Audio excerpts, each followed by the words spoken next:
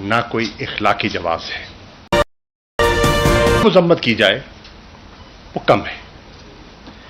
रात के 2 बजे घर के बच्चों को सड़क पिला खड़ा कर देना, ये कहां, ये कौन सा महज़्ज़ब माशरा या हमारी मशरकी रिवायात उसकी इजाजत देती हैं? आप बखूबी उससे वाकिफ हैं। मुझे अफसोस से कहना पड़ता है, जिसने भी वो देखा, जिसने भी पढ़ा, उसको तकलीफ हुई और वो अफसुर्दा है। और फिर न सिर्फ उन पर, उनके कारोबार को जब बंद किया गया, उनकी फैक्ट्रियों को सील किया गया, मत भूलिए कि उसका निशाना सिर्फ उस्मान डार या उनका खानदान नहीं बना। 2500 फैमिलीज जो वहां से रोजगार हासिल कर रही थी, उनके चूल्हे भी ठंडे हो गए जब फैक्ट्री सील हो गई। और वो फैक्ट्री जो एक्सपोर्ट पे कंट्रीब्यूट कर रही थी, डॉलर कमा रही थी मुल्क के लिए, उसको आप बंद कर रहे हैं। तो क्या ये मईशत की खिदमत है? क्या वो गरीब लोग जो रोजगार के लिए तड़प रहे हैं, उनकी खिदमत है? मैं उसकी मजम्मत करने आया हूं। इसके साथ साथ मेरी कल मोहसिन लगारी साहब से बात हो रही थी। मोहसिन लगारी हमारे इलेक्टेड एमएनए फ्रॉम पीटीआई, वजीर खजाना रहे पंजाब में, बहुत पढ़े लिखे मंझे हुए इंसान। उनके बेटे को उठा लिया जाता है, उस पर तशद्दुद होता है, उसकी आहो पुकार वालिद को सुनाई जाती है और पूरा खानदान इतना बेबस हो जाता है कि ना चाहते हुए भी उन्हें वो वीडियो मैसेज रिकॉर्ड करवाना पड़ता है जिसमें ना उनका दिल था, ना उनकी ख्वाहिश थी। इसी तरह आप देखिए, हमारे साथ मेंबर नेशनल असेंबली नियाज जक्खड़ साहब, लहिए से उनका ताल्लुक है, शरीफ उन नस, सुलझे हुए इंसान। 2 दिन पहले वो पार्टी के साथ अपनी वाबस्तगी का बरमला इजहार करते हैं, फिर वो गिरफ्तार हो जाते हैं और गिरफ्तारी के 48 घंटे के अंदर उनका एक बयान आ जाता है और वो बयान वही जमात से लाताल्लुकी और आइंदा इंतखाबात में आज़ाद हैसियत से हिस्सा लेने का इरादा। ये क्या हो रहा है? ये क्यों हो रहा है? इसका नोटिस कौन देगा? मैं जनाबे काकड़ साहब से कहूंगा, आपका पहला बयान आया था कि आप इंश्योर करेंगे शफाफ इंतखाबात। क्या इस माहौल में शफाफ इंतखाबात मुमकिन है? मैं चीफ जस्टिस पाकिस्तान की खिदमत में अर्ज करूंगा, इस किस्म के इकदामात का उनको नोटिस लेना चाहिए। मैं इलेक्शन कमीशन ऑफ पाकिस्तान से मुतालबा करूंगा कि क्या आप ये जो हालात हैं, इसको आप लेवल प्लेइंग फील्ड तस्वुर करते हैं, और अगर नहीं करते तो क्या इसका आप नोटिस लेंगे? तो मेरा एक नुक्ता तो ये था। दूसरा नुक्ता जिस पर मैं बात करना चाहता हूं वो ये है कि एक मीडिया हाउस ने खास तौर पर एक अभाम पैदा करने की कोशिश की कि कोर कमेटी के इख्तलाफात, लीगल टीम पर सवालिया निशान, सब जानते हैं और मैं बिलखुसूस जानता हूं किन मुश्किल हालात में हमारी लीगल टीम ऑपरेट कर रही है और किस खंदा पेशानी से वो ऑपरेट कर रही है, और किन मुश्किल हालात में हमारी कोर कमेटी के मेंबरान इस सूरत हाल से जिसका हमें सामना है उससे नबर्द आजमा हो रहे हैं। मैं वजाहत करना चाहूंगा, इस किस्म की जो खबरें हैं ये मन घड़त हैं, डिस इन्फॉर्मेशन का मंसूबा है और एक साजिश का हिस्सा है ताकि पार्टी की रैंक एंड फाइल में कंफ्यूजन पैदा की जाए, अभाम पैदा किया जाए, उनके जहनों को मुतासिर किया जाए। मैं वजाहत करना चाहूंगा, इसमें कोई हकीकत नहीं है और इंशाअल्लाह ये वक्त के साथ दम तोड़ जाएगी। उमर अयूब खान हमारे पार्टी के सेक्रेटरी जनरल हैं, उनसे चीजें मंसूब कर दी गई, मुझसे चीजें मंसूब कर दी गई जिनमें कोई हकीकत नहीं है।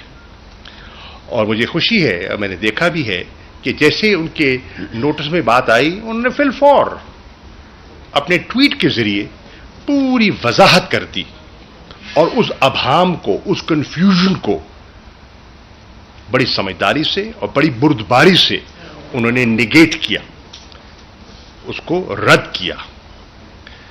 फिर यह तासुर दे देना कि तहरीके इंसाफ के अंदर कोई पार्टी की क़यादत की कशमकश है। किस दुनिया में बैठे हैं? आपके इल्म में है, पूरी कौम जानती है, इमरान खान इस पार्टी के बानी चेयरमैन हैं और यही कोर कमेटी जिसके बारे में अभाम पैदा करने की कोशिश की जा रही है, वाज़े तौर पर एक मुत्तफिका रेजोल्यूशन पास कर चुकी है कि इमरान खान हमारे चेयरमैन थे, चेयरमैन हैं और चेयरमैन रहेंगे।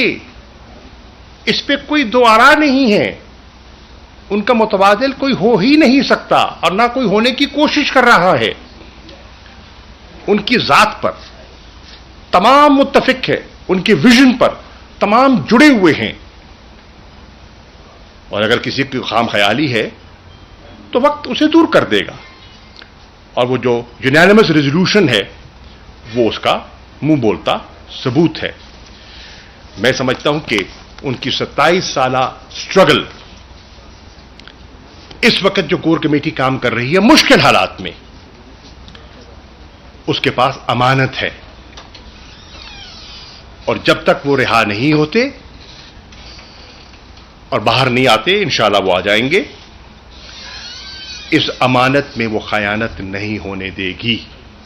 इसमें किसी को शक शुबा नहीं होना चाहिए। तीसरी चीज जो आपकी खिदमत में अर्ज करना चाह रहा हूं वो है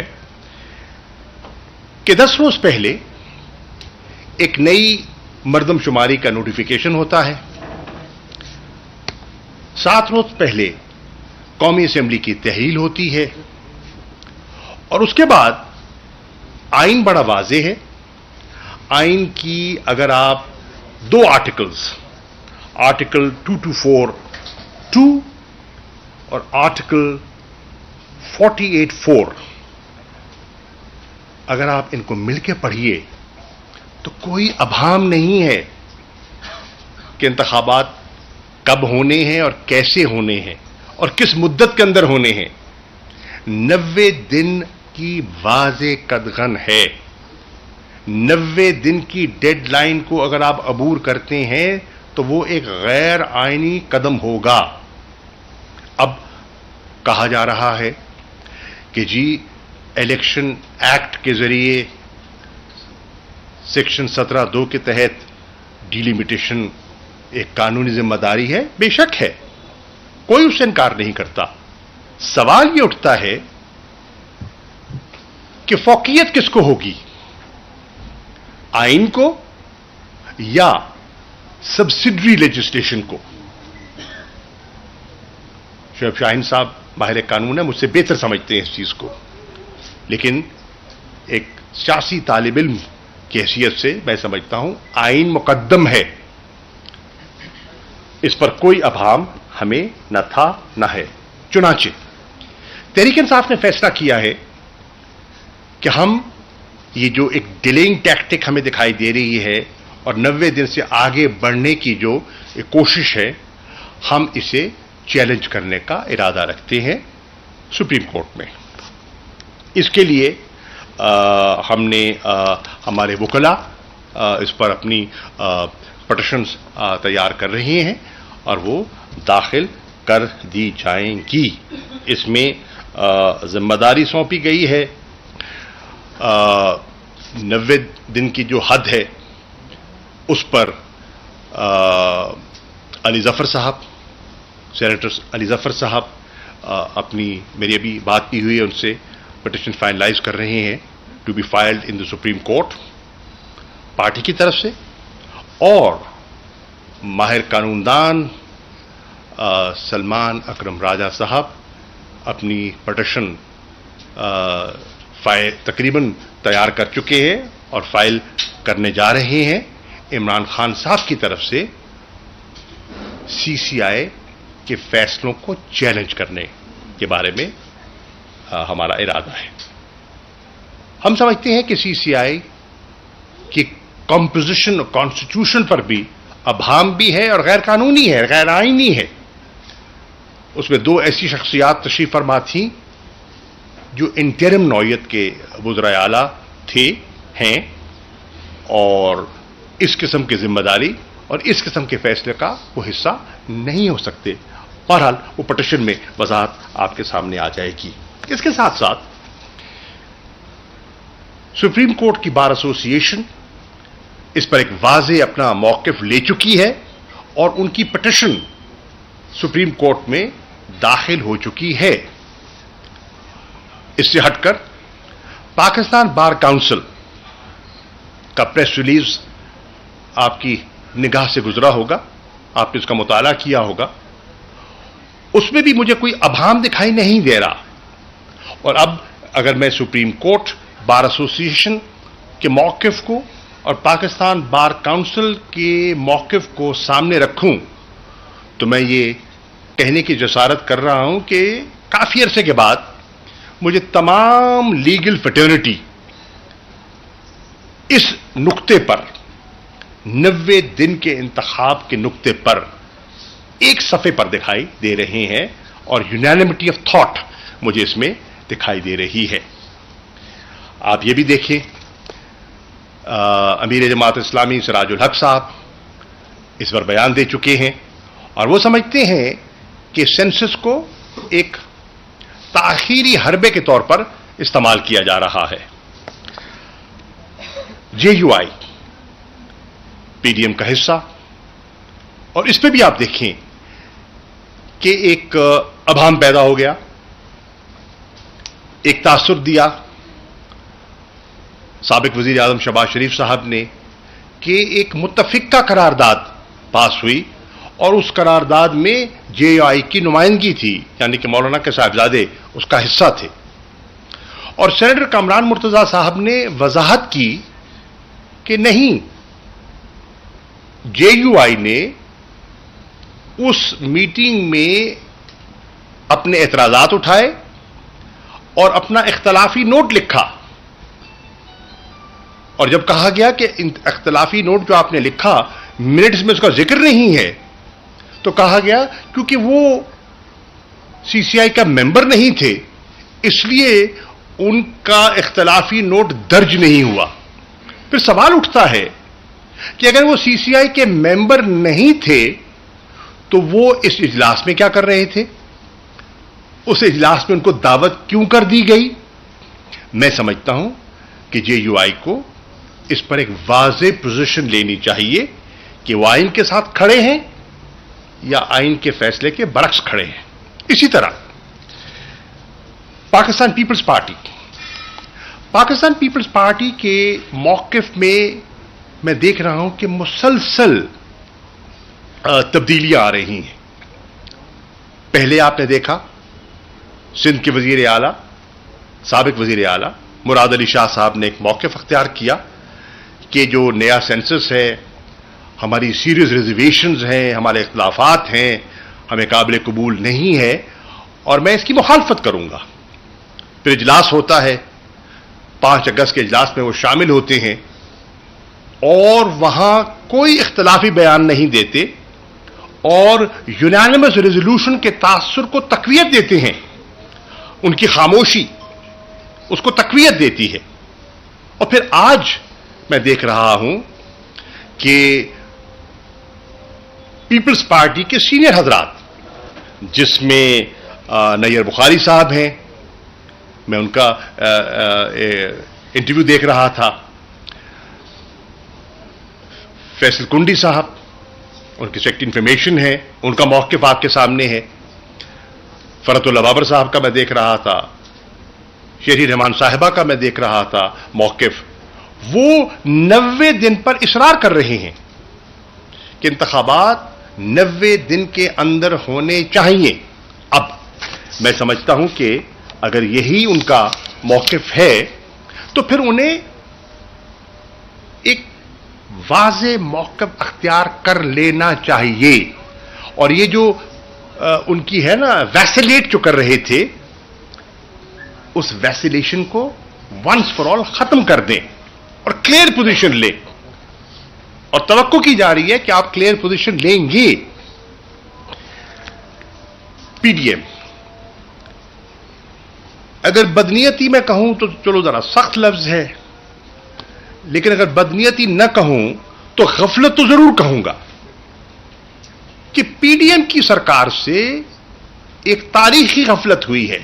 और वो गफलत क्या है कि उन्होंने अपनी कोताही से मुल्क को एक नए कॉन्स्टिट्यूशनल क्राइसिस में धकेल दिया है। 90 दिन की डेडलाइन है, उनके इल्म में होना चाहिए था और उन्हें उस पर मंसूबाबंदी करनी चाहिए थी। उन्होंने नहीं की, बावजूद नहीं की।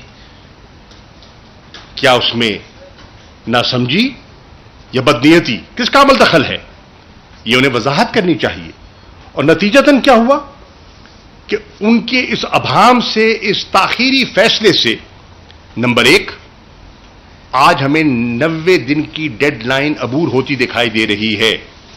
नंबर दो, इलेक्शन कमीशन ने 14 दिसंबर की एक तारीख दे दी है कि 14 दिसंबर तक वो अपनी डिलिमिटेशन प्रोसेस को मुकम्मल कर लेंगे। लेकिन बहुत से माहिरीन का ख्याल है अगर ये प्रोसेस मुकम्मल हो भी जाता है तो बहुत से लोग इसको चैलेंज करेंगे, उनको इतराजात हो सकते हैं, जेन्युइन इतराज हो सकते हैं, कोर्ट केसेस हो सकते हैं, हाई कोर्ट पे जा सकते हैं, सुप्रीम कोर्ट तक बात जा सकती है और यह मामला 120 रोज से भी आगे बढ़ सकता है और मजीद ताखीर मुमकिन है। इसी तरह अगर मजीद ताखीर होती है और आप इंतखाबात मार्च तक नहीं करवा पाते तो फिर आपका सेनेट का इलेक्शन मुतासर होता है। 1/3 मेंबरान ने मार्च में, नए मेंबरान ने मुंतखब होना है। सॉरी, आप जाएंगे, हाफ जाएंगे, वो हाफ जा रहे हैं, आधे जाएंगे। अच्छा ठीक है, I am sorry, I stand corrected. अगर आप फरमा रहे हैं तो दुरुस्त फरमा रहे होंगे। तो उनको नए सेनेटर्स को मुंतखब होना है, तो उसमें एक पेचीदगी पैदा हो जाएगी। और इसके साथ साथ जो सदर का इंतखाब है, जिनकी टर्म मुकम्मल हो चुकी है, वो भी ताखीर का शिकार हो जाएगा, क्योंकि ता वक्ते के नए इलेक्टेड प्रेसिडेंट मुंतखब नहीं होते। डॉक्टर आरिफ अलवी साहब को अपनी जिम्मेदारियां निभानी पड़ेंगी। तो ये जानते हुए कि इस गफलत से ये कानूनी मुश्किलात पैदा हो सकती हैं, पीडीएम सरकार ने गफलत से काम लिया। और ये गफलत आज नहीं है। आपने देखा कि पहले पंजाब और खैबर पख्तूनख्वा में जो इलेक्शन होने थे उसमें भी उनका मौकिफ क्या रहा, मुबहिम रहा। वसाइल नहीं है दस्तयाब, सिक्योरिटी अमला नहीं है, लेम एक्सक्यूजेस थे। और आज वो मजीद उसकी वजाहत आपके सामने आ गई। सीसीआई का फैसला, जैसे मैं पहले अर्ज कर चुका, सलमान अकरम राजा साहब उस पर आगे बढ़ रहे हैं और वो पिटीशन फाइल करेंगे। तहरीक इंसाफ समझती है कि इस कॉन्स्टिट्यूशनल क्राइसिस से बचा जा सकता था। क्यों और कैसे? मई में अदादो शुमार और डेटा मुकम्मल हो चुका था। अवेलेबल था। मई में सीसीआई का इजलास बुला लिया जाता, अप्रूवल दे दिया जाता और डिलिमिटेशन का प्रोसेस का आगाज कर दिया जाता और फिर 12 अगस्त को जो असेंबलियां तहलील की गई उसको सामने रखते तो डिलिमिटेशन भी हो जाती, जो आपकी आईनी जिम्मेदारी बनती है, कानूनी जिम्मेदारी बनती है, और 90 दिन में इंतखाब भी हो जाता जो आईनी शिक है उसके मुताबिक। लेकिन ऐसा नहीं किया गया, जानबूझकर डिले की गई और इसमें आज पाकिस्तान मुस्लिम लीग नवाज की कारकर्दगी और नीयत पर एक बहुत बड़ा सवालिया निशान उठ रहा है। वजीर इत्तलात फरमाते हैं, अब जो जिन्होंने अभी ताज़ा हल्फ लिया है, फरमाते हैं कि निगरान हुकूमत का काम नहीं है इलेक्शंस करवाना, यह जिम्मेदारी इलेक्शन कमीशन की है। माना कि यह जिम्मेदारी इलेक्शन कमीशन की है, होल्डिंग ऑफ इलेक्शंस उनकी जिम्मेदारी है, पर अब होल्डिंग द कॉन्स्टिट्यूशन क्या आपकी जिम्मेदारी नहीं है? क्या निगरान हुकूमत आइन से लाताल्लुक हो जाएगी? आइन से इन्हिराफ करने का इरादा रखती है? और इसी चीज को बुनियाद बनाते हुए मैंने कोर कमेटी के बिहाफ पर जनाब वजीर आजम काकर साहब को एक खत लिखा और उनकी खिदमत में गुजारिशात पेश की कि ये उनकी बुनियादी जिम्मेदारी ये ठहरी इंतखाबात करवाना, और इसीलिए एक केयर टेकर निजाम का कॉन्सेप्ट जो है वो आइन में लाया गया था। इलेक्शन कमीशन का मौक़िफ़ था और पहले कि हम तो पुरानी मर्दमशुमारी और पुरानी डिलिमिटेशन पर इंतखाबात करवाने के लिए तैयार हैं और करवाएंगे, और फिर उस पर भी लचक आई। तो ये सारी चीजें सामने जो आई हैं, इनको सामने रखते हुए हमने फैसला किया है कि हम इसको सुप्रीम कोर्ट में चैलेंज करेंगे। Thank you.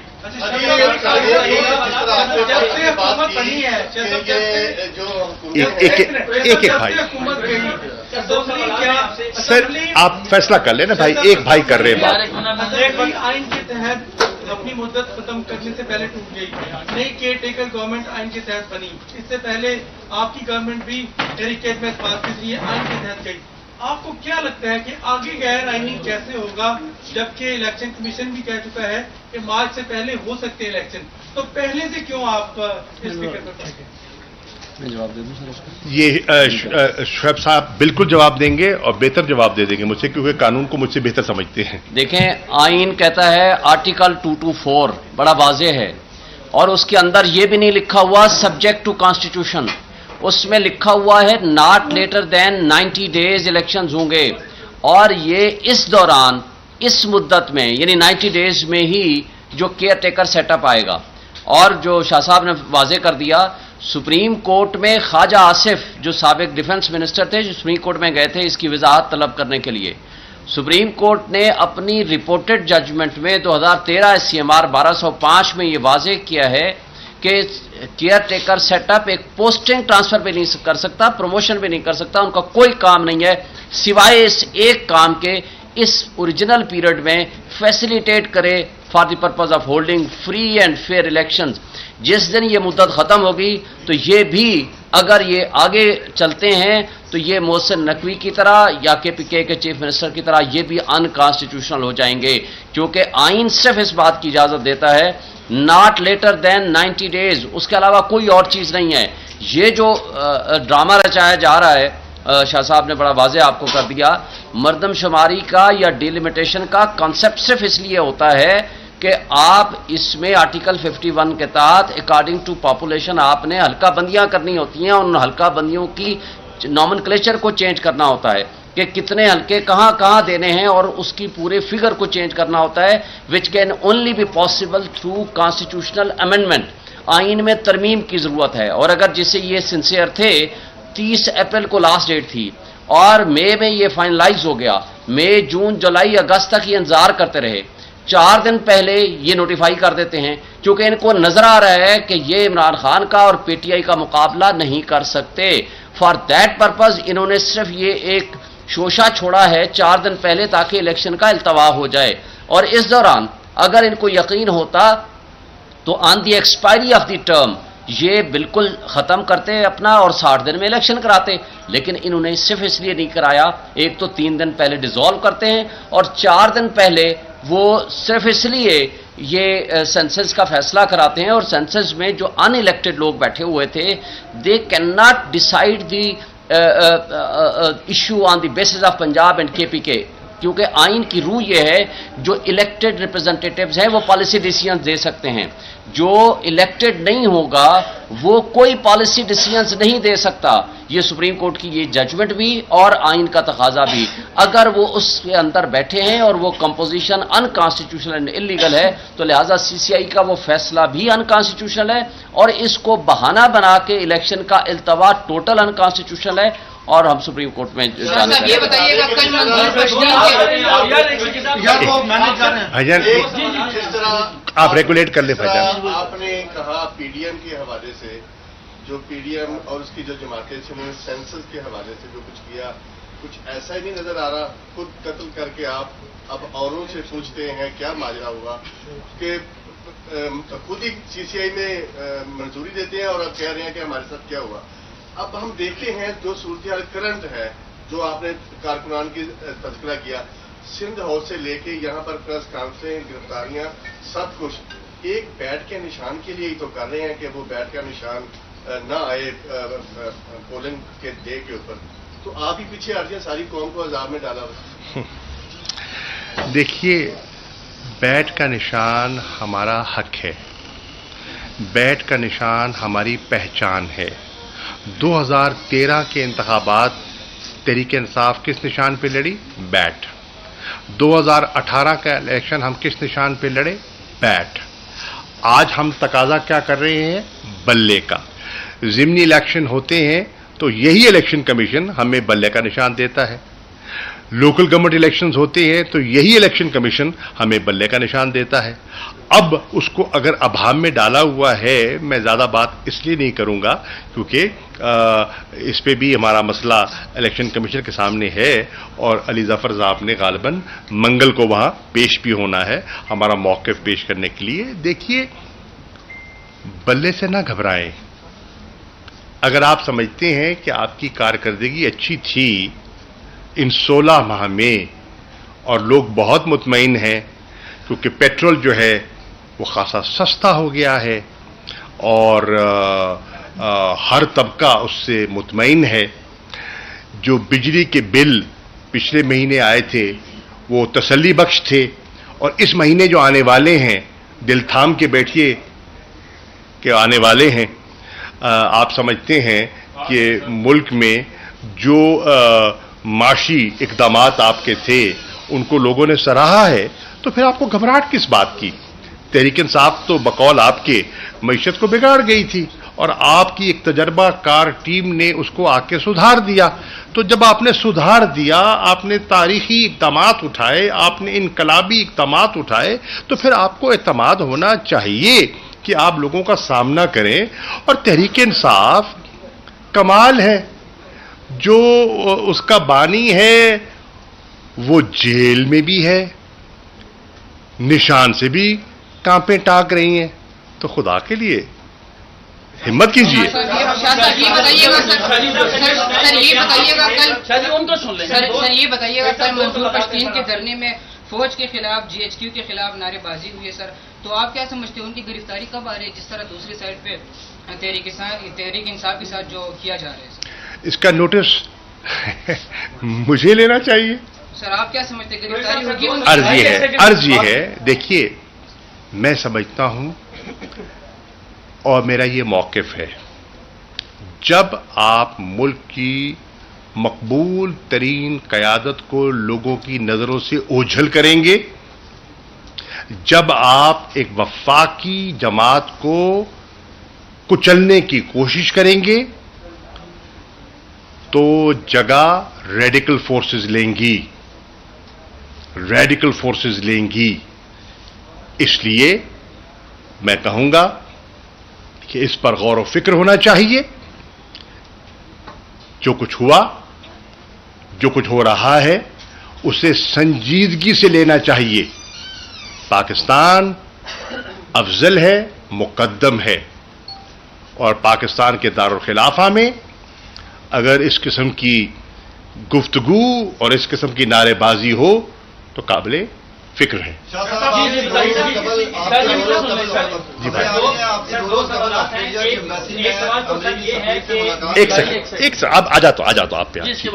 सर, दो सवाल हैं। एक सवाल ये है, मीडिया रिपोर्ट्स में ये कहा गया कि आप किसी डील के तहत फायर हैं, इज इट ट्रू? और सेकंड क्वेश्चन ये है कि आप भी इलेक्शंस डिले के ऊपर तहफ़्फ़ुज़ात का इज़हार कर रहे हैं, पाकिस्तान पीपल्स पार्टी भी कर रही है, तो क्या आइंदा आम इंतख़ाबात में पाकिस्तान पीपल्स पार्टी और पीटीआई इत्तेहाद कर सकते हैं? देखिए, पहली बात तो ये है कि मैंने इसी प्रेस कॉन्फ्रेंस में मैंने पाकिस्तान पीपल्स पार्टी से गुजारिश की है, उनके नामवर कायदीन ने अपना मौक़िफ़ वाज़े किया है कि वो 90 दिन के अंदर इंतख़ाबात चाहते हैं। अगर वो 90 दिन के अंदर इंतख़ाबात चाहते हैं तो हमारे मौक़िफ़ और उनके मौक़िफ़ में एक मुमासलत आ गई। जमात इस्लामी ने इस पर पोजीशन ली है और जमातों ने पोजीशन ली है। तहरीक इंसाफ संजीदगी से गौर कर रही है कि इस एक नुकाती एजेंडे पर इलेक्शंस विद इन 90 डेज, इस पर क्या मशावरत हो सकती है और सियासी तबादला ख्याल हो सकता है, और इसको कोर कमेटी में ले जाने का इरादा है। और कोर कमेटी अगर इस पे इत्तफाक करती है तो इसमें कोई मैं समझता हूं कोई हर्ज नहीं कि दीगर जमातों से रुजू करके इस पर एक नेशनल कंसेंसस बिल्ड किया जाए। सर, डील वाला सवाल, सर, डील वाला सवाल है, सर, डील वाला सवाल, उसको मैं अहमियत नहीं देता कि कुछ में हकीकत नहीं है। जी। आपके सवाल से पहले एक बात से मैं वाज़ेह करना चाहता हूं कि एक यूके में एनजीओ ने एक कोई लीगल टीम हमारे का रेफरेंस देते हुए कोई फंड्स क्रिएट करने की बात की है। हम पाकिस्तान की कोई लीगल टीम उसमें इन्वॉल्व नहीं है और हमने उसकी सख्ती से तरदीद की है कि किसी को हमने ऑथोराइज नहीं किया कि कोई फंड्स क्रिएट करे, कोई भी पटिशन फाइल करने या किसी हवाले से इमरान खान साहब ने या पीटीआई ने या पीटीआई या इमरान खान साहब की किसी लीगल टीम ने वहां यूके की किसी एनजीओ को ऑथोराइज नहीं किया। ये सिर्फ वजाहत के लिए मैं आपको ये बताना चाहूँगा। मैं शुक्रगुजार हूं शुएब शाहीन साहब, ये क्योंकि एक चीज़ सोशल मीडिया पे आ रही थी तो शुक्रिया, आपने इसको वजाहत कर दी। Sir, last question. और जो खबर है 2-3 रोज से मीडिया की ज़ीनत बनी हुई है कि अल्जीरिया की एम्बेसी में जो अमरीकी सफीर हैं उनकी आपकी साथ तवील एक नाश्ते के टेबल पर नशिस्त हुई है और इमरान खान की रिहाई से मुतल्लिक़ आपने उनसे बातचीत की है और मगरबी जो सफीर हैं उनसे भी तहरीक इंसाफ राब्ते में है, तो इस पर क्या कहेंगे? देखिए, इस हद तक ये खबर दुरुस्त है कि ऑस्ट्रेलिया के हाई कमिश्नर ने तहरीक इंसाफ मुझे और कुछ साथियों को दावत दी और नाश्ते पे एक मुलाकात हुई, जिस मुलाकात में अहम एम्बेसडर्स मौजूद थे, जिस पे अमेरिका के सफीर भी मौजूद थे। हमने जो मुल्क की सियासी सूरत हाल है जो इवॉल्व कर रही है, अपना मौक़िफ़ पेश किया इंतखाबात के बारे में, जो हमारा कॉन्स्टिट्यूशनल मौक़िफ़ है जो मैंने पेश किया आपकी खिदमत में, उस पर तबादला ख्याल किया, अपना मौक़िफ़ पेश किया। जो हमें तशवीश लाहक हो रही है, राइजिंग ट्रेंड ऑफ टेररिज्म हम देख रहे हैं मुल्क में, आए दिन इंसिडेंट्स हो रहे हैं। मिसाल के तौर पर पिछले 12 माह में सिर्फ खैबर पख्तूनख्वा में तकरीबन 94% टेररिस्ट इंसिडेंट्स में इजाफा हुआ है। रीजनल सिचुएशन उस पर क्या इम्पैक्ट होगा इसका, उस पर तबादला ख्याल हुआ। तो हमारी उस पर अच्छी गुफ्तगू हुई। जो मीडिया में एक तासुर आया है और एक कन्फ्यूजन पैदा करने की कोशिश की है कि इमरान खान की रिहाई के बारे में कोई बात हुई, ये दुरुस्त नहीं है।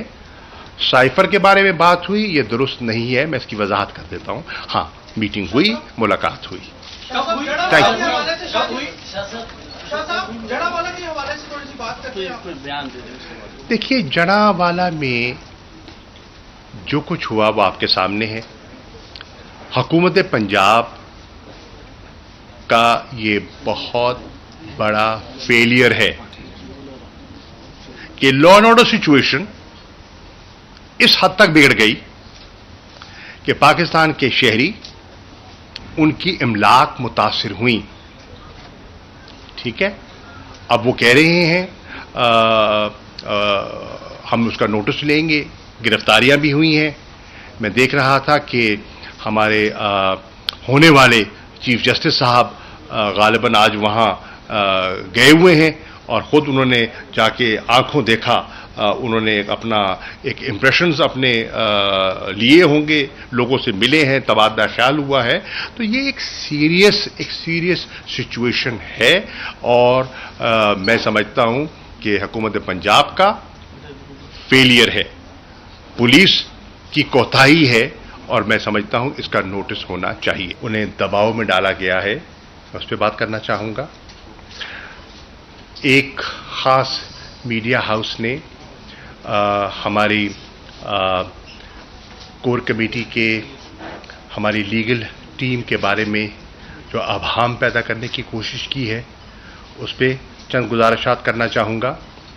और तीसरा, 90 दिन के अंदर इंतखाबात के बारे में आइन जो बड़ा वाज़े है और उस डेडलाइन को अबूर करने का, उसका एहतराम न करने का जो एक मंसूबा है, उस मंसूबे के बारे में तहरीक इंसाफ ने क्या लाएअमल अपनाया है, उसके बारे में मैं बात करना चाहूँगा। पहली बात तो मैं करना चाहूँगा कि कल रात से आपने सोशल मीडिया पे भी देखा होगा और चैनल्स ने भी उसकी खबर को उसका जिक्र किया है।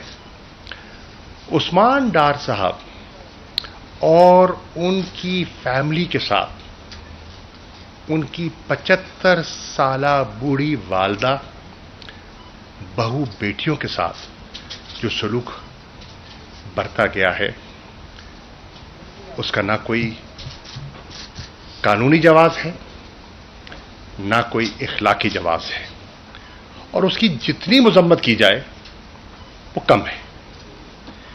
रात के 2 बजे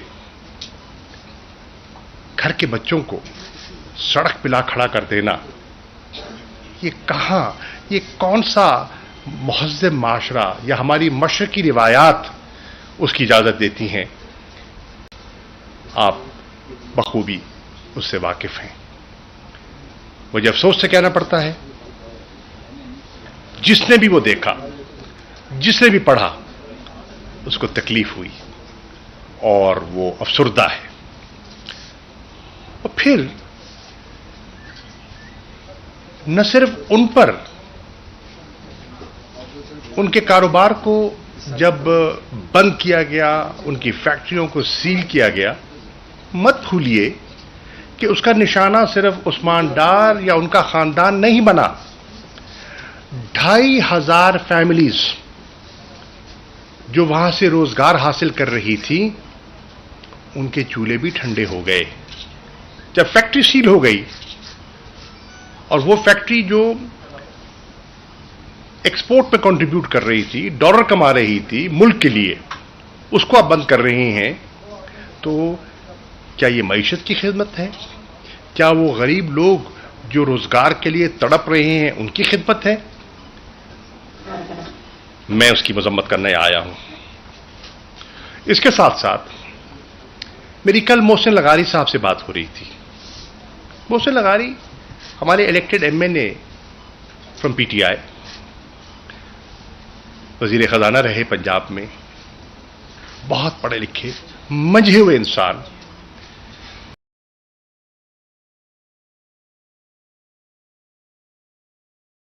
जवाब है और उसकी जितनी मजम्मत की जाए वो कम है।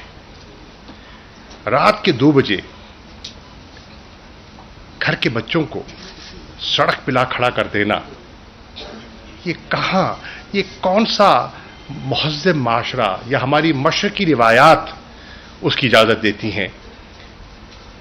आप बखूबी उससे वाकिफ हैं। मुझे अफसोस से कहना पड़ता है, जिसने भी वो देखा, जिसने भी पढ़ा, उसको तकलीफ हुई और वो अफसुर्दा है।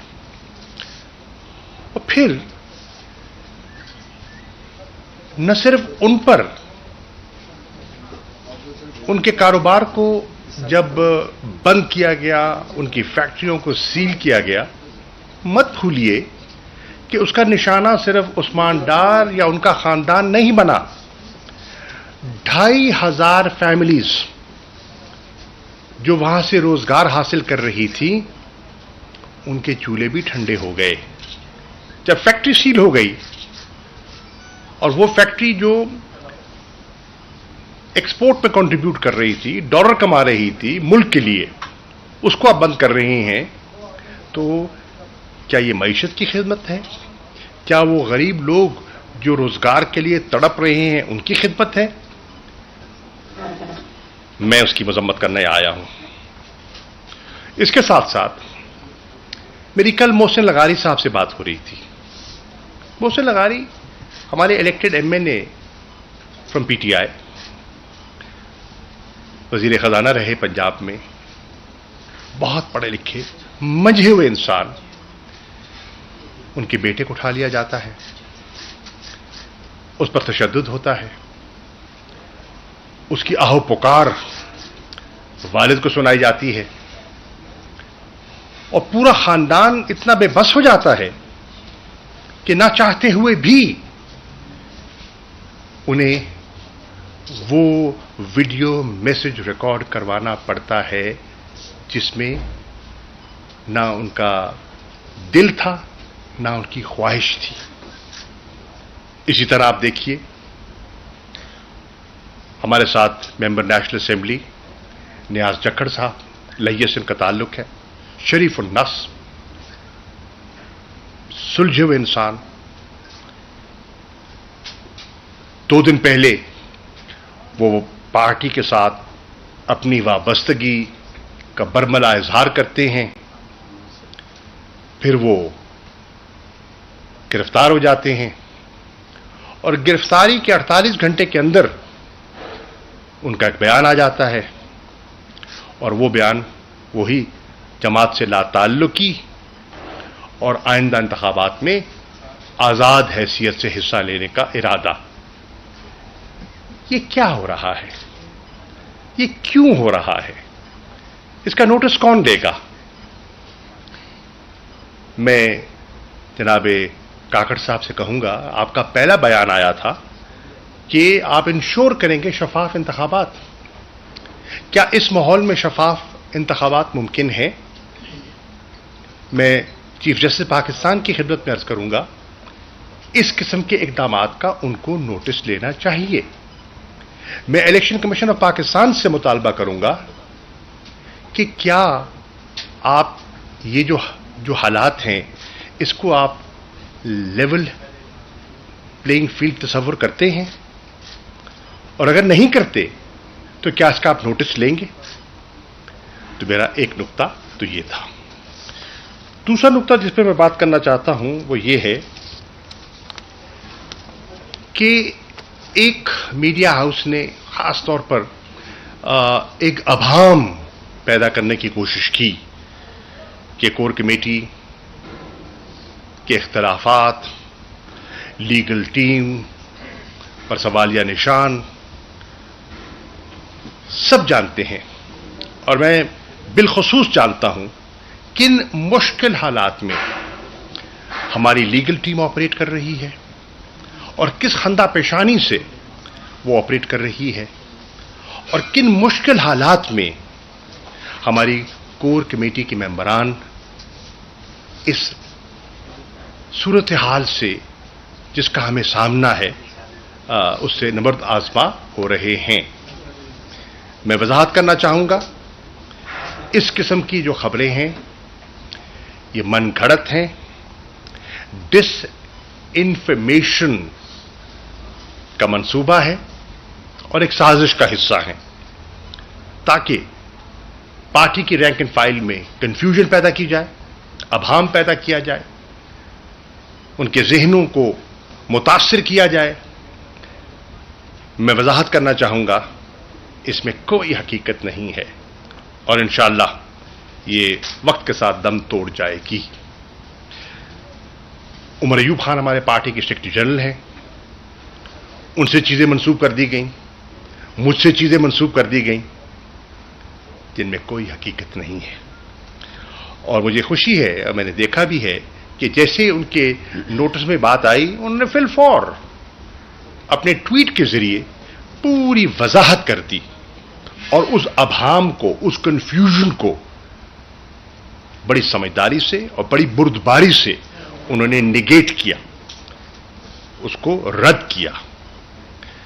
फिर यह तासुर दे देना कि तहरीक इंसाफ के अंदर कोई पार्टी की क़यादत की कशमकश है। किस दुनिया में बैठे हैं? आपके इल्म में है, पूरी कौम जानती है, इमरान खान इस पार्टी के बानी चेयरमैन हैं और यही कोर कमेटी जिसके बारे में अभाम पैदा करने की कोशिश की जा रही है, वाज़े तौर पर एक मुत्तफिका रेजोल्यूशन पास कर चुकी है कि इमरान खान हमारे चेयरमैन थे, चेयरमैन हैं और चेयरमैन रहेंगे। इस पे कोई दो आरा नहीं है, उनका मुतबादिल कोई हो ही नहीं सकता और ना कोई होने की कोशिश कर रहा है। उनकी जात पर तमाम मुत्तफिक है, उनके विजन पर तमाम जुड़े हुए हैं और अगर किसी की खाम ख्याली है तो वक्त उसे दूर कर देगा और वो जो यूनानिमस रेजोल्यूशन है वो उसका मुंह बोलता सबूत है। मैं समझता हूं कि उनकी 27 साला स्ट्रगल इस वक्त जो कोर कमेटी काम कर रही है मुश्किल हालात में, उसके पास अमानत है और जब तक वो रिहा नहीं होते और बाहर नहीं आते, इंशाअल्लाह वो आ जाएंगे, इस अमानत में वो खयानत नहीं होने देगी। इसमें किसी को शक शुबा नहीं होना चाहिए। तीसरी चीज जो आपकी खिदमत में मैं अर्ज करना चाह रहा हूं वो है कि 10 रोज पहले एक नई मर्दमशुमारी का नोटिफिकेशन होता है, 7 रोज पहले कौमी असेंबली की तहरील होती है और उसके बाद आइन बड़ा वाज़े है। आइन की अगर आप 2 आर्टिकल्स, आर्टिकल 224(2) और आर्टिकल 48(4) अगर आप इनको मिलकर पढ़िए तो कोई अभाम नहीं है कि इंतखाबात कब होने हैं और कैसे होने हैं और किस मुद्दत के अंदर होने हैं। 90 दिन की वाज़े कदगन है। 90 दिन की डेडलाइन को अगर आप अबूर करते हैं तो वो एक गैर आईनी कदम होगा।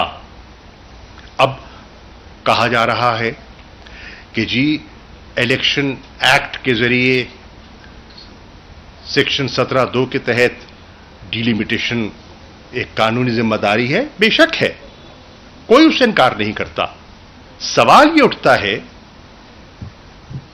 कि फौकियत किसको होगी, आइन को या सब्सिडरी लेजिस्लेशन को। शोएब शाहीन साहब माहिर कानून है, मुझसे बेहतर समझते हैं इस चीज को, लेकिन एक सियासी तालिब इल्म की हैसियत से मैं समझता हूं आइन मुकद्दम है, इस पर कोई अभाम हमें न था न है। चुनांचे तहरीक इंसाफ ने फैसला किया है कि हम ये जो एक डिलेइंग टैक्टिक हमें दिखाई दे रही है और 90 दिन से आगे बढ़ने की जो एक कोशिश है, हम इसे चैलेंज करने का इरादा रखते हैं सुप्रीम कोर्ट में। इसके लिए हमने हमारे वकला इस पर अपनी पटिशन्स तैयार कर रहे हैं और वो दाखिल कर दी जाएंगी। इसमें जिम्मेदारी सौंपी गई है 90 दिन की जो हद है उस पर अली जफर साहब, सेनेटर अली जफर साहब अपनी, मेरी अभी बात की हुई है उनसे, पिटिशन फाइनलाइज कर रहे हैं to be filed in the Supreme Court party की तरफ से, और माहिर कानूनदान सलमान अकरम राजा साहब अपनी पिटिशन तकरीबन तैयार कर चुके हैं और फाइल करने जा रहे हैं इमरान खान साहब की तरफ से सीसीआई के फैसलों को चैलेंज करने के बारे में हमारा इरादा है। हम समझते हैं कि सीसीआई की कंपोजिशन और कॉन्स्टिट्यूशन पर भी अभाम भी है और गैर कानूनी है, गैर आईनी है। उसमें दो ऐसी शख्सियात तशरीफ फरमा थी जो इंटरिम नौयत के वज़राए आला हैं और इस किस्म की जिम्मेदारी और इस किस्म के फैसले का वो हिस्सा नहीं हो सकते। बहरहाल वो पिटिशन में वजाहत आपके सामने आ जाएगी। इसके साथ साथ सुप्रीम कोर्ट की बार एसोसिएशन इस पर एक वाज़े अपना मौक़िफ़ ले चुकी है और उनकी पिटिशन सुप्रीम कोर्ट में दाखिल हो चुकी है। इससे हटकर पाकिस्तान बार काउंसिल का प्रेस रिलीज आपकी निगाह से गुजरा होगा, आपने इसका मुताला किया होगा। उसमें भी मुझे कोई अभाम दिखाई नहीं दे रहा। और अब अगर मैं सुप्रीम कोर्ट बार एसोसिएशन के मौक़िफ़ को और पाकिस्तान बार काउंसिल के मौक़िफ़ को सामने रखूं तो मैं ये कहने की जसारत कर रहा हूं कि काफ़ी अरसे के बाद मुझे तमाम लीगल फ्रेटर्निटी इस नुक्ते पर 90 दिन के इंतखाब के नुक्ते पर एक सफ़े पर दिखाई दे रहे हैं और यूनानिमिटी ऑफ थॉट मुझे इसमें दिखाई दे रही है। आप ये भी देखें, अमीर जमात इस्लामी सिराजुल हक साहब इस पर बयान दे चुके हैं और वो समझते हैं कि सेंसस को एक ताखीरी हरबे के तौर पर इस्तेमाल किया जा रहा है। जेयूआई पीडीएम का हिस्सा, और इस पे भी आप देखें कि एक अभाम पैदा हो गया, एक तासुर दिया साबिक वजीर आजम शहबाज शरीफ साहब ने कि एक मुत्तफिका करारदाद पास हुई और उस करारदाद में जेयूआई की नुमाइंदगी थी, यानी कि मौलाना के साहिबजादे उसका हिस्सा थे। और सेनेटर कामरान मुर्तजा साहब ने वजाहत की कि नहीं, जेयूआई ने उस मीटिंग में अपने एतराजात उठाए और अपना इख्तलाफी नोट लिखा। और जब कहा गया कि इख्तलाफी नोट जो आपने लिखा मिनट्स में उसका जिक्र नहीं है, तो कहा गया क्योंकि वो सीसीआई का मेंबर नहीं थे इसलिए उनका इख्तलाफी नोट दर्ज नहीं हुआ। फिर सवाल उठता है कि अगर वो सीसीआई के मेंबर नहीं थे तो वो इस इजलास में क्या कर रहे थे, उस इजलास में उनको दावत क्यों कर दी गई। मैं समझता हूं कि जेयूआई को इस पर एक वाज़े पोजीशन लेनी चाहिए कि वो आइन के साथ खड़े हैं या आइन के फैसले के बरक्स खड़े हैं। इसी तरह पाकिस्तान पीपल्स पार्टी के मौक़िफ़ में मैं देख रहा हूं कि मुसलसल तब्दीलियां आ रही हैं। पहले आपने देखा सिंध के वजीर आला, साबिक वजीर आला मुराद अली शाह साहब ने एक मौक़िफ़ अख्तियार किया कि जो नया सेंसस है, हमारी सीरियस रिजर्वेशंस हैं, हमारे इख्तिलाफात हैं, हमें काबिल कबूल नहीं है और मैं इसकी मुखालफत करूंगा। फिर इजलास होता है, 5 अगस्त के इजलास में वो शामिल होते हैं और वहां कोई इख्तिलाफी बयान नहीं देते और यूनानिमस रेजोल्यूशन के तासुर को तकवीयत देते हैं। उनकी खामोशी उसको तकवीयत देती है। और फिर आज मैं देख रहा हूं कि पीपल्स पार्टी के सीनियर हजरात, जिसमें नैयर बुखारी साहब हैं, मैं उनका इंटरव्यू देख रहा था,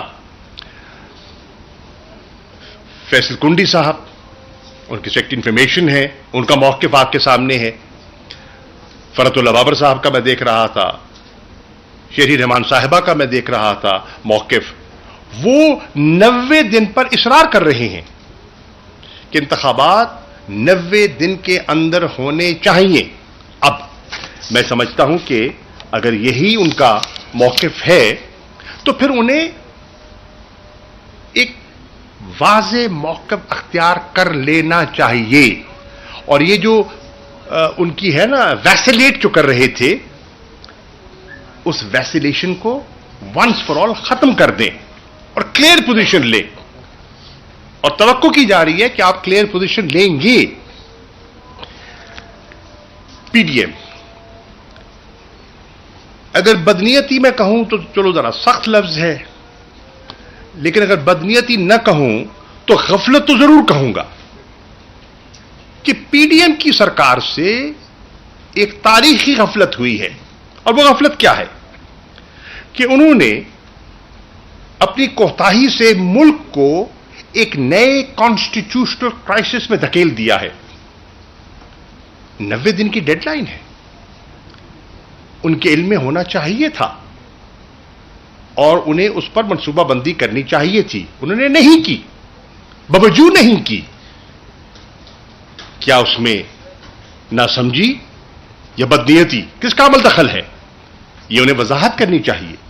और नतीजतन क्या हुआ कि उनके इस अभाम से, इस ताखीरी फैसले से, नंबर 1, आज हमें 90 दिन की डेडलाइन अबूर होती दिखाई दे रही है। नंबर 2, इलेक्शन कमीशन ने 14 दिसंबर की एक तारीख दे दी है कि 14 दिसंबर तक वो अपनी डिलिमिटेशन प्रोसेस को मुकम्मल कर लेंगे।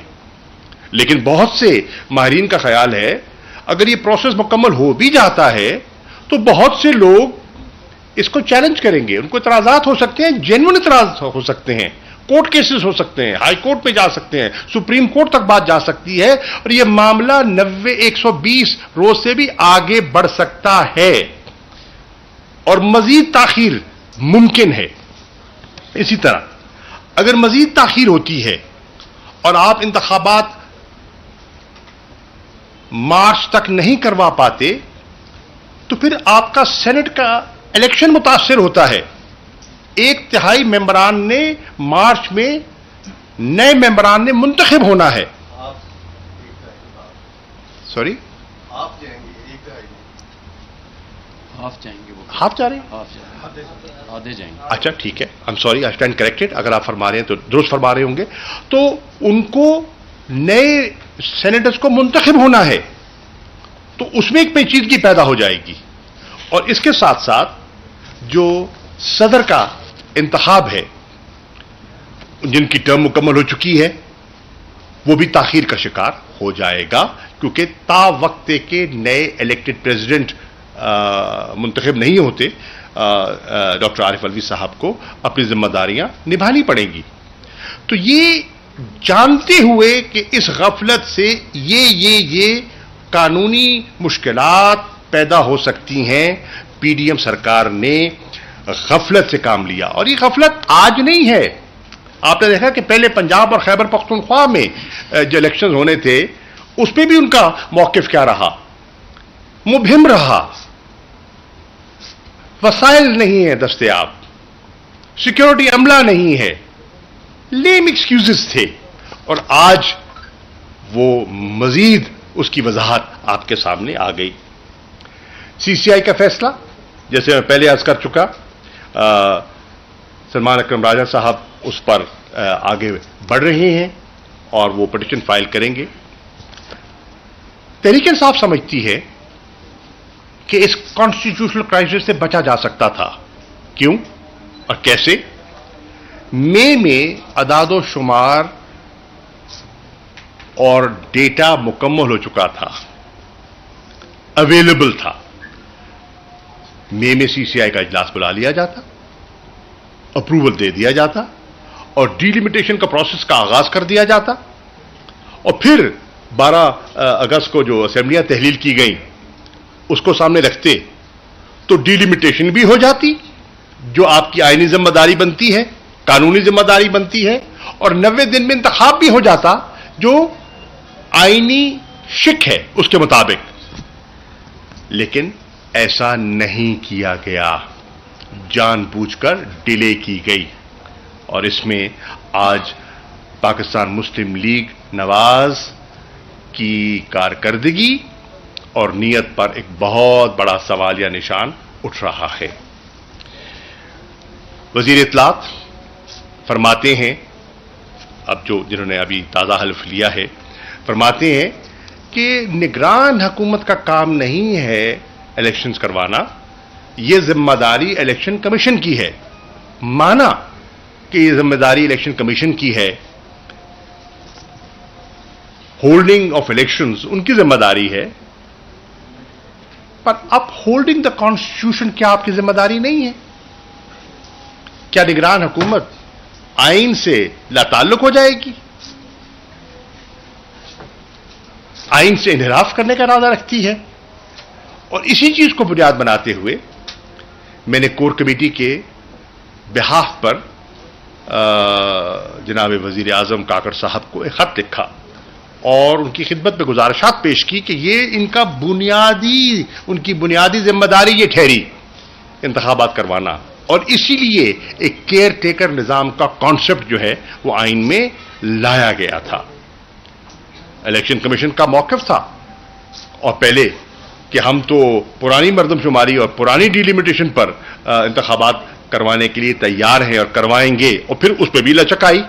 तो ये सारी चीजें सामने जो आई हैं, इनको सामने रखते हुए हमने फैसला किया है कि हम इसको सुप्रीम कोर्ट में चैलेंज करेंगे। Thank you.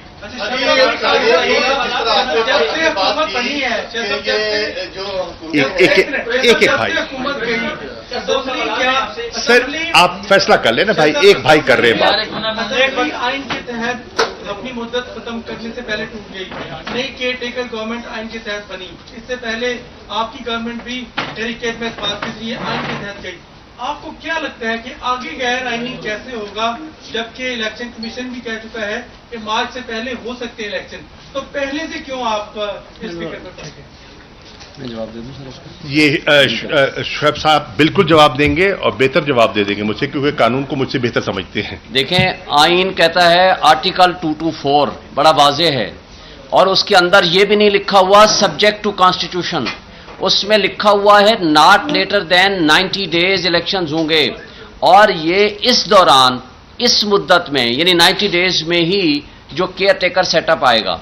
और जो शाह साहब ने वाजे कर दिया, सुप्रीम कोर्ट में ख्वाजा आसिफ जो साबिक डिफेंस मिनिस्टर थे, जो सुप्रीम कोर्ट में गए थे इसकी वजाहत तलब करने के लिए, सुप्रीम कोर्ट ने अपनी रिपोर्टेड जजमेंट में 2013 SCMR 1205 में ये वाजे किया है कि केयर टेकर सेटअप एक पोस्टिंग ट्रांसफर भी नहीं कर सकता, प्रमोशन भी नहीं कर सकता, उनका कोई काम नहीं है सिवाय इस एक काम के, इस ओरिजिनल पीरियड में फैसिलिटेट करे for the purpose of holding free and fair elections.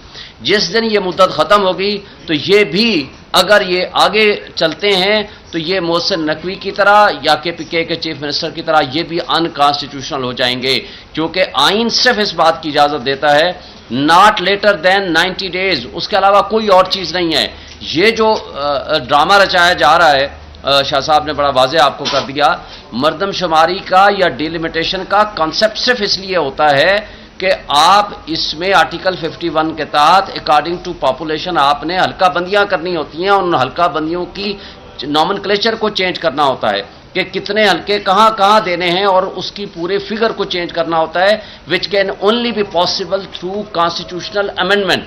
आइन में तरमीम की जरूरत है, और अगर जिसे ये सिंसियर थे 30 अप्रैल को लास्ट डेट थी और मई में ये फाइनलाइज हो गया, मई जून जुलाई अगस्त तक ये इंतजार करते रहे, 4 दिन पहले ये नोटिफाई कर देते हैं, क्योंकि इनको नजर आ रहा है कि ये इमरान खान का और PTI का मुकाबला नहीं कर सकते। फॉर दैट पर्पज इन्होंने सिर्फ ये एक शोशा छोड़ा है 4 दिन पहले, ताकि इलेक्शन का इल्तवा हो जाए। और इस दौरान अगर इनको यकीन होता तो on the expiry of the term ये बिल्कुल खत्म करते अपना और 60 दिन में इलेक्शन कराते, लेकिन इन्होंने सिर्फ इसलिए नहीं कराया, एक तो 3 दिन पहले डिसॉल्व करते हैं और 4 दिन पहले वो सिर्फ इसलिए ये सेंसस का फैसला कराते हैं, और सेंसस में जो अनइलेक्टेड लोग बैठे हुए थे, they can not decide the issue on the basis of Punjab and KPK। क्योंकि आइन की रूह यह है जो इलेक्टेड रिप्रेजेंटेटिव्स हैं वो पॉलिसी डिसीजन दे सकते हैं, जो इलेक्टेड नहीं होगा वो कोई पॉलिसी डिसीजंस नहीं दे सकता। ये सुप्रीम कोर्ट की ये जजमेंट भी और आइन का तकाजा भी, अगर वो उसके अंदर बैठे हैं और वो कंपोजिशन अनकॉन्स्टिट्यूशनल एंड इलीगल है तो लिहाजा सीसीआई का वो फैसला भी अनकॉन्स्टिट्यूशनल है और इसको बहाना बना के इलेक्शन का इल्तवा टोटल अनकॉन्स्टिट्यूशनल है और हम सुप्रीम कोर्ट में जाना ये बताइएगा कल मंजूर पश्तीन भाईजान जिस तरह आप रेगुलेट कर ले भाईजान। आपने कहा पीडीएम के हवाले से, जो पीडीएम और उसकी जो जमातें थी उन्होंने सेंसस के हवाले से जो कुछ किया, कुछ ऐसा ही नहीं नजर आ रहा। खुद कत्ल करके आप अब औरों से पूछते हैं क्या माजरा हुआ कि खुद ही सीसीआई में मंजूरी देते हैं और अब कह रहे हैं कि हमारे साथ क्या हुआ। अब हम देखते हैं जो सूरत करंट है, जो आपने कारकुनान की तस्करा किया, सिंध हाउस से लेके यहाँ पर प्रेस कॉन्फ्रेंस, गिरफ्तारियां, सब कुछ एक बैट के निशान के लिए ही तो कर रहे हैं कि वो बैट का निशान ना आए पोलिंग के डे के ऊपर। तो आप ही पीछे हट जाए, सारी कौम को अजाब में डाला। देखिए, बैट का निशान हमारा हक है, बैट का निशान हमारी पहचान है। 2013 के इंतखाबात तहरीक इंसाफ किस निशान पे लड़ी? बैट। 2018 का इलेक्शन हम किस निशान पे लड़े? बैट।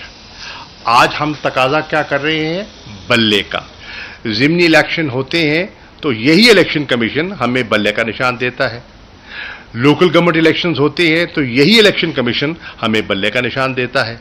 अब उसको अगर अभाव में डाला हुआ है, मैं ज़्यादा बात इसलिए नहीं करूँगा क्योंकि इस पे भी हमारा मसला इलेक्शन कमीशन के सामने है और अली ज़फ़र साहब ने गालिबन मंगल को वहाँ पेश भी होना है हमारा मौक़िफ़ पेश करने के लिए। देखिए, बल्ले से ना घबराएं। अगर आप समझते हैं कि आपकी कारकर्दगी अच्छी थी इन 16 माह में और लोग बहुत मुतमईन हैं क्योंकि पेट्रोल जो है वो खासा सस्ता हो गया है और हर तबका उससे मुतमईन है, जो बिजली के बिल पिछले महीने आए थे वो तसल्ली बख्श थे और इस महीने जो आने वाले हैं दिल थाम के बैठिए कि आने वाले हैं। आप समझते हैं कि मुल्क में जो माशी इक़दामात आपके थे उनको लोगों ने सराहा है, तो फिर आपको घबराहट किस बात की? तहरीक इंसाफ तो बकौल आपके मईशत को बिगाड़ गई थी और आपकी एक तजर्बाकार टीम ने उसको आके सुधार दिया। तो जब आपने सुधार दिया, आपने तारीखी इक़दामात उठाए, आपने इनकलाबी इक़दामात उठाए, तो फिर आपको एतमाद होना चाहिए कि आप लोगों का सामना करें। और तहरीक इंसाफ कमाल है, जो उसका बानी है वो जेल में भी है, निशान से भी कांपे टाक रही हैं। तो खुदा के लिए हिम्मत कीजिए। सर ये बताइएगा सर ये बताइएगा कल मंजूर पश्तीन के धरने में फौज के खिलाफ GHQ के खिलाफ नारेबाजी हुई है सर, तो आप क्या समझते हैं उनकी गिरफ्तारी कब आ रही है, जिस तरह दूसरी साइड पे तहरीक इंसाफ के साथ जो किया जा रहा है सर? इसका नोटिस मुझे लेना चाहिए सर। आप क्या समझते हैं गिरफ्तारी होगी? अर्ज ये है, देखिए मैं समझता हूं और मेरा ये मौक़िफ़ है, जब आप मुल्क की मकबूल तरीन क़यादत को लोगों की नज़रों से ओझल करेंगे, जब आप एक वफाकी जमात को कुचलने की कोशिश करेंगे, तो जगह रेडिकल फोर्सेस लेंगी, रेडिकल फोर्सेस लेंगी। इसलिए मैं कहूंगा कि इस पर गौर व फिक्र होना चाहिए। जो कुछ हुआ, जो कुछ हो रहा है, उसे संजीदगी से लेना चाहिए। पाकिस्तान अफजल है, मुकद्दम है और पाकिस्तान के दारुल खिलाफा में अगर इस किस्म की गुफ्तगू और इस किस्म की नारेबाजी हो तो काबिले फिक्र है। सर, दो सवाल हैं। एक सवाल तो सर ये है कि एक सेकंड आप आ जाते आप पे जिसके बाद सर दो सवाल हैं। एक सवाल ये है, मीडिया रिपोर्ट्स में ये कहा गया कि आप किसी डील के तहत फायर हैं, इज इट ट्रू? और सेकंड क्वेश्चन ये है कि आप भी इलेक्शंस डिले के ऊपर तहफ़्फ़ुज़ात का इज़हार कर रहे हैं, पाकिस्तान पीपल्स पार्टी भी कर रही है, तो क्या आइंदा आम इंतख़ाबात में पाकिस्तान पीपल्स पार्टी और पीटीआई इत्तेहाद कर सकते हैं? देखिए, पहली बात तो ये है कि मैंने इसी प्रेस कॉन्फ्रेंस में मैंने पाकिस्तान पीपल्स पार्टी से गुजारिश की है, उनके नामवर कायदीन ने अपना मौक़िफ़ वाज़े किया है कि वो 90 दिन के अंदर इंतख़ाबात चाहते हैं। अगर वो 90 दिन के अंदर इंतख़ाबात चाहते हैं तो हमारे मौक़िफ़ और उनके मौक़िफ़ में एक मुमासलत आ गई। जमात इस्लामी ने इस पर पोजीशन ली है और जमातों ने पोजीशन ली है। तहरीक इंसाफ संजीदगी से गौर कर रही है कि इस एक नुकाती एजेंडे पर इलेक्शंस विद इन 90 डेज, इस पर क्या मशावरत हो सकती है और सियासी तबादला ख्याल हो सकता है, और इसको कोर कमेटी में ले जाने का इरादा है। और कोर कमेटी अगर इस पे इत्तफाक करती है तो इसमें कोई मैं समझता हूं कोई हर्ज नहीं कि दीगर जमातों से रुजू करके इस पर एक नेशनल कंसेंसस बिल्ड किया जाए।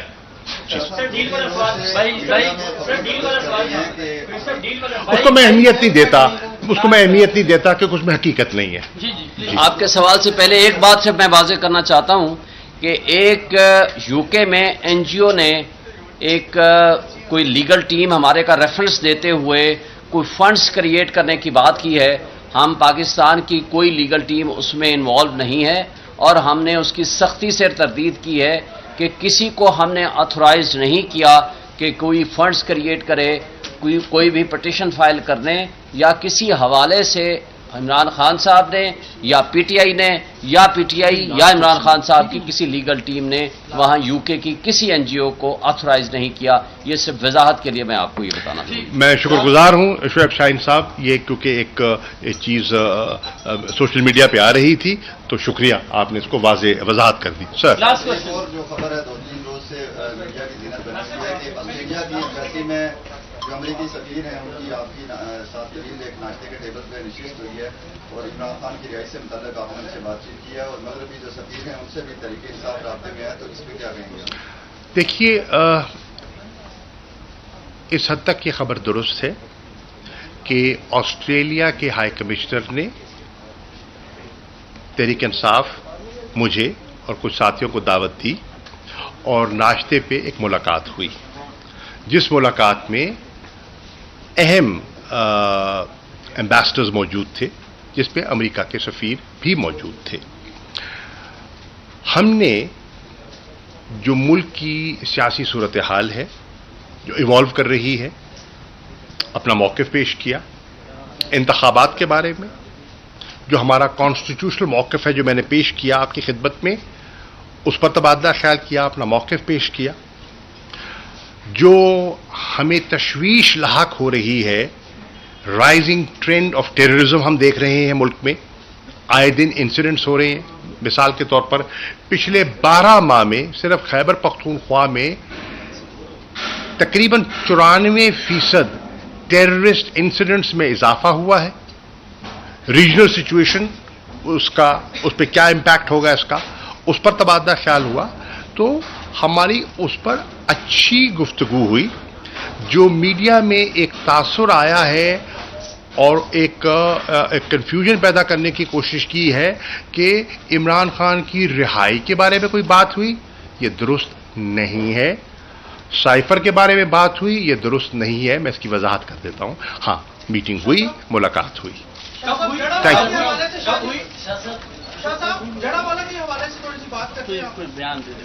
देखिए, जड़ावाला में जो कुछ हुआ वो आपके सामने है। हुकूमत पंजाब का ये बहुत बड़ा फेलियर है कि लॉ एंड ऑर्डर सिचुएशन इस हद तक बिगड़ गई कि पाकिस्तान के शहरी, उनकी इमलाक मुतासिर हुई। ठीक है, अब वो कह रहे हैं हम उसका नोटिस लेंगे। गिरफ्तारियां भी हुई हैं। मैं देख रहा था कि हमारे होने वाले चीफ जस्टिस साहब गालिबन आज वहाँ गए हुए हैं और ख़ुद उन्होंने जाके आंखों देखा, उन्होंने अपना एक इम्प्रेशंस अपने लिए होंगे, लोगों से मिले हैं, तबादला ख्याल हुआ है। तो ये एक सीरियस सिचुएशन है और मैं समझता हूँ कि हुकूमत पंजाब का फेलियर है, पुलिस की कोताही है और मैं समझता हूँ इसका नोटिस होना चाहिए। उन्हें दबाव में डाला गया है, मैं उस पर बात करना चाहूँगा। एक ख़ास मीडिया हाउस ने हमारी कोर कमेटी के